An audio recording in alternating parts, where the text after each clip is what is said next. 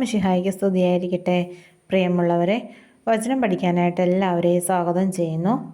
നമ്മൾ ആദ്യം തന്നെ ഈ ആഴ്ച പഠിച്ചുകൊണ്ടിരിക്കുന്ന എല്ലാ വചനങ്ങളും ഒന്നുകൂടി ഓർത്തു നോക്കാം. സുഭാഷിതങ്ങൾ 3-ാം അധ്യായം 5-6 വാക്യങ്ങൾ. കർത്താവിൽ പൂർണ്ണ ഹൃദയത്തോടെ വിശ്വാസം അർപ്പിക്കുക, സ്വന്തം ബുദ്ധിയെ ആശ്രയിക്കുകയും അരുത്.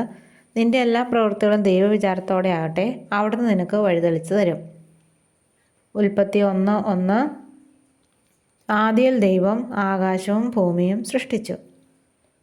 സങ്കീർത്തനം 115:12. കർത്താവിന് നമ്മെക്കുറിച്ച് വിചാരമുണ്ട്, അവിടുന്ന് നമ്മെ അനുഗ്രഹിക്കും. യാക്കോബ് 5:15. വിശ്വാസത്തോടെയുള്ള പ്രാർത്ഥന രോഗിയെ സുഖപ്പെടുത്തും.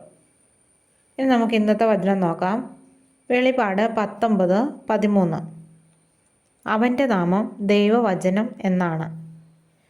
എളുപ്പമുള്ള വചനമാണ്. നമുക്കിത് 3 പ്രാവശ്യം ഏറ്റുപറഞ്ഞ് പഠിക്കാം. വെളിപാട് 19:13. അവൻ്റെ നാമം ദൈവവചനം എന്നാണ്.